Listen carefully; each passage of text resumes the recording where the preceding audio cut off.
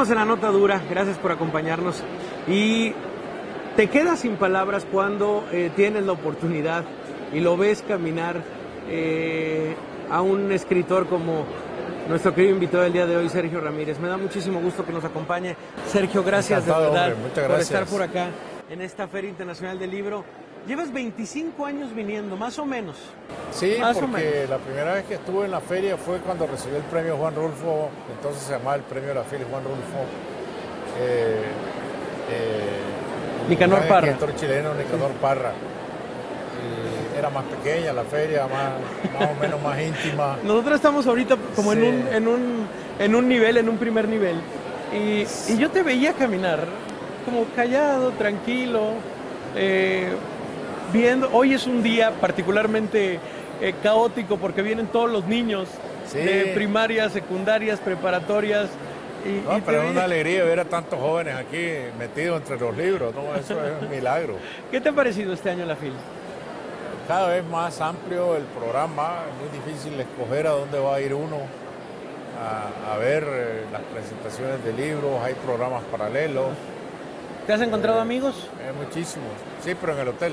Aquí sí, ¿verdad? En el pasillo es muy difícil. Es imposible. Sí, en la cena, en el hotel, muchísimos amigos. ¿A quién te ha alegrado ver este año?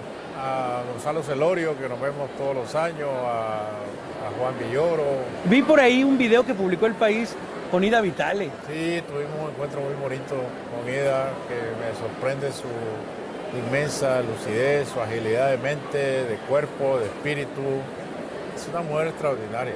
Pero también a mí me sorprende la tuya, Sergio, no paras, vas. Bueno, pero Ida tiene 95 años. Sí, no, bueno. Sí, 95 o 98, creo. No, 95 años, no, bueno. No, es un prodigio, ¿no? Es un prodigio. Sí. No, y la verdad es que ha entrado, a mí me dio mucha risa Ida cuando en la inauguración le dicen, bueno, va a decir unas palabras. Dice ella, no, pues la verdad es que no venía preparada para las palabras, pero tengo aquí unos apuntes y me gustaría, si quieren, que yo diga algo. Entonces, es refrescante encontrarte así a los escritores. Yo creo que es lo más maravilloso de la FIL, poder caminar y que se te acerque directamente un lector. Sí. Y yo creo, ¿lo disfrutas? ¿Lo sigues disfrutando, Sergio? Disfruto a la gente, disfruto a los lectores, que alguien se quiera tomar una fotografía conmigo, sobre todo si es un joven, si me trae un libro para firmar, pues esas son las complacencias de los escritores, más que cualquier otra cosa, ¿no? ¿Cómo ha sido después del Premio Cervantes la vida de Sergio? Muy agitada, el premio trae muchísima cola, ¿no? Y hay que saber adaptarse, sabiendo que es provisional, ¿no? Que la ola baja. ¿Tú crees que la ola baja? Sí. y que ahora, y luego uno puede encontrar más espacio para escribir, que es lo más importante. No abandonar la búsqueda de esos espacios. ¿Eso te lo has debido este año? Sí, este año ha sido imposible escribir nada. Pero yo creo que el año que viene tengo que sentarme ya a recuperar mi trabajo. Y es disciplina, o sea, la manera en la que trabaja Sergio Ramírez es en un lugar en específico, en una disciplina. Me encierro cada mañana a las 8 de la mañana en mi cápsula espacial, estudio y salgo. No en hoteles. En hoteles es muy difícil, en los aviones, en los aeropuertos, en los hoteles yo realmente no puedo, porque aquí, por ejemplo, yo podría traer mi ordenador, mi computadora, mi laptop, sentarme en el hotel, pero mis entrevistas comienzan a las 10 de la mañana, luego hay alguna comida, después los actos que tengo que participar y me vengo acostando a las 1 de la mañana. Entonces, en esta situación extraordinaria es difícil, pero tampoco lo puedo hacer durante un vuelo de 10 horas. Tampoco. Sí, es cuestión de costumbre, ¿no? ¿Cuándo regresas otra vez? Mañana regreso a Managua y ya buscando el fin de año, que generalmente es menos tormentoso. ¿Ya tienes más tranquilo diciembre? Diciembre es más tranquilo, sí, enero, ya febrero comienza a descomponerse la cosa, ¿no? Otra vez. Sí. Oye, pero bueno, escribes, o sea, no lo dejas de hacer, tal vez de coyuntura, o el tema, por ejemplo, lo escribías hace poco, el tema migrante en este país. Sí, Yo escribo un artículo de prensa 2 veces a la semana, Sí. y lo hago los sábados. Y eso lo tomo con mucha seriedad. A veces el viernes no sé de qué voy a escribir. Eso me llena de angustia. ¿Ya sabes para esta semana? Ya escribí, el último fue el de los inmigrantes. Y ahora me toca, creo que este sábado, sí. Es que Me también estás se pierden afligiendo, los sí. días. Se Ya pierden me los estaba días, de afligiendo verdad. saber que el sábado tengo que llegar a hacer el artículo. Porque hay una meditación necesaria acerca del tema de un artículo, que es de interés de los lectores, que es de actualidad, que no está refrito. Sí. Entonces es difícil la escogencia. ¿Cómo ves el factor, digo, también para tomar el tema de lo que acabas de escribir, el factor migrante? Ahorita estamos en México particularmente en una etapa de cambios políticos, sociales, llega un nuevo gobierno con altísimas expectativas, habrá que ver cómo maneja las frustraciones, pero en este limbo, la caravana migrante de Centroamérica ha levantado la voz y ha mantenido la atención de todos, desde el génesis en Centroamérica, cómo pasó, cómo se le trató en México y en este momento cómo está en la frontera. ¿Qué reflexión te deja esta Bueno, en primer lugar, que México es parte obligada del problema, ¿no? Si Centroamérica fuera una isla, los migrantes llegarían en balsa como los cubanos a la Florida, ¿no? Pero aquí hay que atravesar el territorio de México. Y son miles de kilómetros entre el Suchiate y el Río Grande. Los andan a pie. Y entonces ahí viene el factor humano, ¿no? Miles de mexicanos pobres se quitan medio bocado de la boca o el bocado entero para dárselo al otro pobre que va pasando. Eso es una cosa que siempre me emociona a mí, ver a estas mujeres situadas al lado de la vía de la bestia, del tren. Es una historia tirando paquetes de comida, de ropa, que los que van arriba en el lomo del tren cazan al aire. Y estas mujeres son pobres. Sí. Entonces, eso, despertar de la solidaridad de la gente, eso es realmente muy hermoso. Sí. Pero se alimenta con un discurso sumamente complejo que viene directamente de Estados Unidos, el tema de Donald Trump. Un discurso que no deja de ser incendiario, un discurso que a veces se reduce a un tuit, pero que puede encender las alarmas de prácticamente todos. ¿Ves el avance de este tipo de discursos en la gente, en la población? O sea, ¿sí hay una influencia real de Trump en una percepción, por lo menos, de un carácter antiinmigrante? Sí, bueno, lo que pasa es que el migrante, el que se arriesga, sabe que no va a ser bien recibido. Ahora con Trump se ha exacerbado esta animadversión contra el inmigrante, pero nunca han sido bien recibidos. Bajo el gobierno de Obama hubo miles de deportados. Sí. Es decir, es una política de fronteras duras.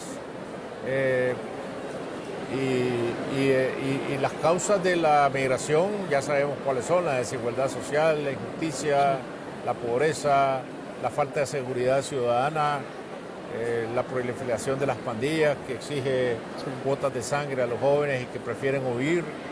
Entonces, este problema siempre va a estar allí, es un problema de seguridad y de bienestar. Y al gobierno de López Obrador le va a tocar enfrentarlo, ¿no? ¿Cómo? Eso depende de cómo se articulen las políticas. Se está hablando de una propuesta del gobierno de Trump por parte del nuevo gobierno de México de crear zonas de amortiguación en la frontera, hacer grandes inversiones. Bueno, eso me parece bien, pero también las zonas de amortiguación tienen que crearse no solo alrededor del bienestar económico, sino de la sanidad política. En la medida en que tengamos en Centroamérica gobiernos torpes, corruptos, los ciudadanos siempre se van a sentir inseguros. En la medida en que el narcotráfico siga metiendo su cola peluda, también vamos a estar inseguros y los ciudadanos se van a sentir inseguros. ¿Cómo has encontrado México? ¿Has estado viniendo en los últimos meses de manera constante, yo veo grandes, regular? Expectativas, esperanzas en lo que un nuevo gobierno puede hacer. Son retos muy grandes, enormes. Este es un país muy complejo, muy fraterno, muy rico en seres humanos, pero de una gran complejidad. La violencia tan enraizada profundamente, cómo los carteles de narcotráfico se han adueñado de parte de la seguridad pública. Todos esos son grandes retos. ¿Se pueden resolver en 6 años? Quizás no, pero se pueden poner las bases suficientes para que comiencen a resolverse. Pues sí, el tema de las expectativas. Ha sido también un año muy difícil en Nicaragua. Te escuchamos porque tu voz se escucha y la verdad es que tiene una resonancia en todo el continente, pero te escuchamos como crítico, te escuchamos apoyando a los estudiantes. ¿Qué ha pasado en los últimos días? Sé que le da seguimiento puntual a... Bueno, la represión hoy es selectiva en Nicaragua, apunta contra quienes el gobierno considera los responsables de lo que ellos llaman el golpe frustrado de Estado, donde nunca ha habido ningún golpe.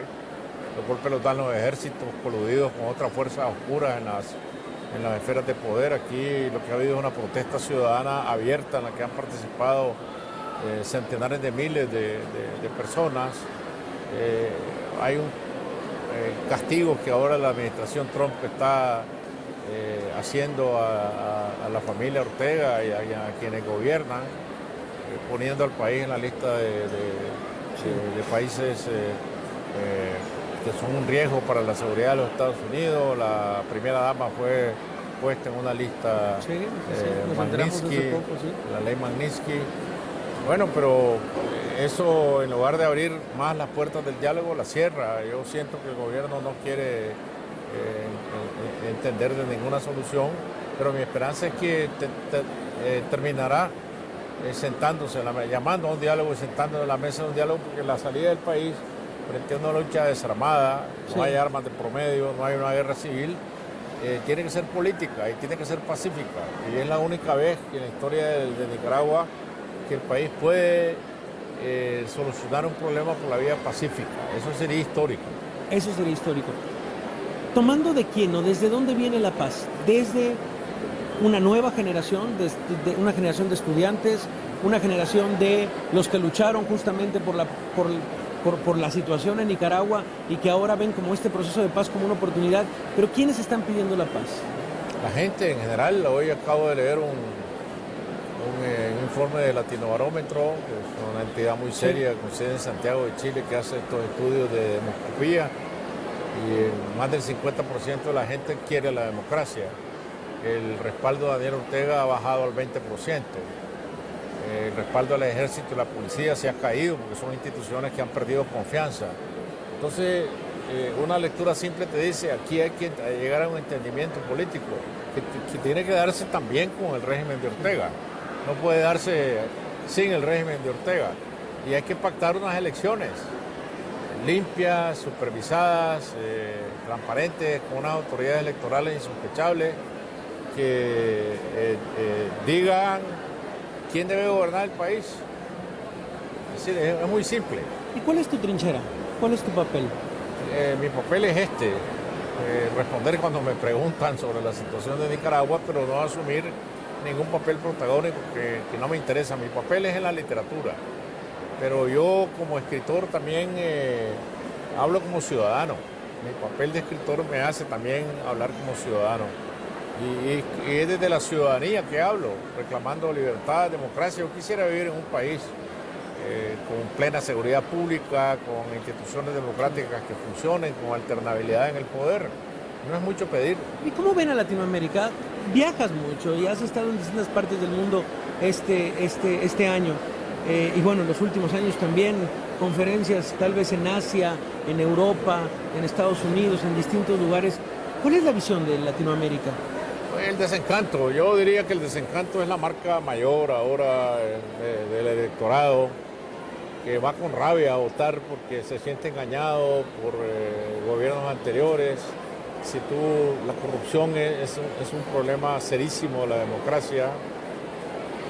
Si tú ves las listas de presidentes procesados, es inmensa. En el Perú no queda ni uno. Por ejemplo, en el Perú todos los presidentes andan prófugos, están refugiados en embajadas. Increíble. O están presos. En Guatemala, presidente anterior preso. En Honduras, el hermano del presidente procesado por narcotráfico en Estados Unidos. En Panamá, el presidente Martinelli, anterior a la Varela, preso. Es el desencanto. Entonces, ese es desencanto se traduce en que el electorado elige posiciones extremas y le crea al que dice yo arreglo todo esto, déme poder, olvídense la democracia, yo voy a gobernar con mano de hierro, yo voy a meter en la cárcel a los corruptos, yo voy a acabar con los delincuentes. Sí. El soldado tiene razón y no el delincuente, el policía tiene razón, el que tiene el arma en la mano y dispara contra el delincuente no le va a pasar nada. Entonces la gente se ilusiona que el orden y la prosperidad dependen de una mano fuerte y es un terrible engaño.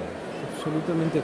A ver, pasando ya a los terrenos de la literatura, Sergio, ¿ha cambiado algo esa pluma, esa visión, esas páginas después de este año convulso, tanto a nivel local como lo que significó siendo Nicaragua, como estos viajes, como el reconocimiento, como las entrevistas y las conferencias de un lado a otro? Pues yo siento que estoy preparándome para entrar en una nueva etapa de la literatura. Estoy procesando qué es lo que voy a hacer.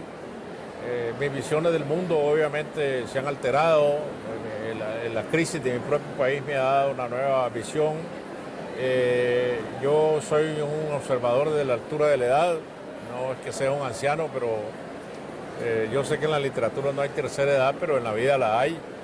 Y no puedo ser un protagonista ni pretendo serlo, pero tengo una responsabilidad con lo que digo, porque de alguna manera es escuchado y por lo tanto tengo que meditar mucho mis opiniones. Y aparte con lo que escribo en cuanto a creación literaria, pues también yo sé que tengo otra responsabilidad. Si alguien va a leer un libro nuevo mío, pues lo va a recibir de otra manera. Claro. Entonces tampoco puedo escribir algo que no me satisfaga a mí mismo, no puedo publicar algo que no me satisfaga a mí mismo, ¿no? ¿Y pesa en la espalda eso? Sí, pesa muchísimo. La literatura causa desvelos, no creas. Sí. No, mira, es que hemos tenido la oportunidad de hablar con distintos, con dos perfiles, te menciono rápidamente. Uno, un periodista que es muy respetado en México, se llama Alberto Lati, que es un periodista deportivo. Toda su vida se ha dedicado a eso, a escribir y tal. Y de pronto dice, quiero escribir ficción. Y se avienta la ficción. Y hablar con él es un paracaídas, es hablar y ir cayendo los dos en un paracaídas de, es que no supe a dónde ir, porque risco toda la vida. Cuando me voy a un reportaje yo sé cómo es el qué, pero no, o sea, lo único que tienes que descifrar como periodista es cómo contarlo, pero sabes cuál es la nota. Cuando de pronto te encuentras con una página en blanco en donde el qué lo creas tú, dices, es una desesperación. Muy distinto. Es muy distinto. Tuve la oportunidad de hablar con Jorge Cepeda Patterson, otro extraordinario periodista que en los últimos años ha escrito también varias novelas, lleva 4, y esta vez le escribía del Tour de Francia. Escribía el Tour de Francia y un asesinato en el Tour de Francia. Pero es muy interesante hablar con ese ímpetu de dos personas que están en un cuarto corriendo a todos lados. Yo te veo sentado en un cuarto, observando, pensando, digiriendo apenas lo que sucede. O sea, como diciendo, ya, por supuesto que es aventarme un paracaídas cada libro y aventarme cada vez a una hoja en blanco, pero te noto súper sereno. Es que la literatura es un asunto de meditación, ¿no? De paciencia. Cuando uno escribe un libro de ficción, sabe que necesariamente está entrando en las aguas del pasado. No hay libros de ficción sobre el presente puro y simple, ¿no? El presente se va convirtiendo en pasado cada minuto que transcurre, ¿no? Ahorita mismo, dentro de unos minutos, esta conversación es pasado, ¿no? Entonces la literatura es pasado. Uno no puede ponerse a escribir un libro de ficción sobre situaciones históricas no resueltas. El periodismo escribe sobre lo que no está resuelto. Pero la literatura no, la literatura es un vuelo imaginativo que tiene otras condiciones, otras características. Y yo una novela, a mí una novela me toma 2, 3 años. Sí. Y lo que pasa en 2 o 3 años está fuera del tiempo real. El tiempo de la novela es otro, ¿no? Decía una escritora costarricense que también acabamos de entrevistar, que a ella la habitan sus personajes. O sea, a mí me habitan, me tardo 1 año, 2 años por novela, por cuento, me habitan los personajes y terminando yo les abro la puerta y se van. Pero esos personajes a veces son embriones, son apenas una línea, van creciendo. Algunos lo retoman otra vez. Y otros, algunos te expulsan de la casa, como el cuento de Cortázar, ¿no? Ahí los tienes tú también, a tus personajes. Sí, claro, viviendo conmigo. Desde que yo comienzo un libro, se adueñan de los muebles, del espacio, reclaman su lugar y hay que habituarse a vivir con los personajes. El lenguaje. Cuéntanos un poco de estos personajes, de Ya nadie llora por mí. Cuéntanos un poco de esto. Bueno, el inspector Dolores Morales uno que no se ha querido ir en El cielo llora por mí por primera vez. Es un inspector de policía que fue guerrillero. Entró a la policía cuando el triunfo de la revolución, había perdido una pierna en combate, le pusieron una prótesis. Y cuando la revolución es destronada del poder en 1990, él inicia un camino azaroso, entrando en una realidad que ya no es por la que él luchó, por la que él soñó. Y hoy en día en esta novela pues él vive bajo el régimen de Daniel Ortega, con mucha decepción, con mucho escepticismo, y enfrentando un mundo que no es el que él quiso crear. Entonces hay un drama personal en él que es el que campea en todas las páginas. ¿Relees los libros cuando los termines? No, a veces me asusta releerlo porque puede haber algo que no me gusta en una página y ya no lo puedo cambiar. Y ya dices, no, me niego. Sí, entonces prefiero no leerlo. Cuando te enfrentas, cuando escribes esto, que bueno, sale en octubre del año pasado, me parece, en 2017, la primera edición en España, y estás en el preámbulo de este importantísimo premio, ¿cómo volteas a ver tu novela, después del premio Cervantes? Bueno, como lo último que he escrito, eso es lo primero, y yo tengo que establecer un punto de comparación con lo siguiente que voy a hacer. Me gustaría seguir esta saga. ¿Te apasiona? Me apasiona seguir esta saga, pero no sé, porque puede ser que tenga otro tema de por medio. Uno no se puede casar con los temas e imponerse, ahora sigo con esto. Claro. Sino que los libros imponen sus propias necesidades, tienen sus propios reclamos, y las historias de repente aparecen y ya no se apartan. A lo mejor voy a salir con algo que nada tiene que ver ni con lo que está pasando en Nicaragua, ni con este libro. La imaginación tiene que ser libre. ¿Y te sientes cómodo? ¿Escribiendo? ¿Te sientes cómodo escribiendo? Sí, esa es la dicha más grande, sentarse a escribir. El padecimiento más grande, sin embargo, es sentarse a corregir. ¿Y lees, Sergio? Leo muchísimo, sí, leo vorazmente siempre. Tengo más libros de lo que voy a poder leer en mi vida y sigo comprando libros y me regalan libros y quisiera leerlos todos de una vez. ¿Lees amigos? ¿Te Leo, cuesta trabajo, sí, leo ¿te cuesta amigos, trabajo leer amigos? Sí, leo amigos. Acabo de leerme una novela criminal de Jorge Volpi que me encantó. Híjole, buenísima, ¿no? Sí, de un caso que parecería ficción, sí, de un montaje que parecería ficción, que no lo creerías. Buenísima. Y de pronto Volpi nos lo pone en la cara otra vez, haciendo novela. una maravillosa reconstrucción. Pues Sergio, siempre es un placer contar con tu voz. Muchas gracias. Es parte de una historia de Latinoamérica y te escuchamos, te leemos y nos parece que nos das también cierta serenidad en estos tiempos convulsos, cosa que agradecemos de verdad. Muchas gracias. Te admiramos muchísimo y para mí es un placer poder platicar contigo. De verdad, gracias Sergio. Gracias por estar por acá. Muchas gracias. Nosotros nos vamos, esto fue La Nota Dura, yo soy Javier Risco. Nos vemos el día de mañana ya en la Ciudad de México. Pásela bien.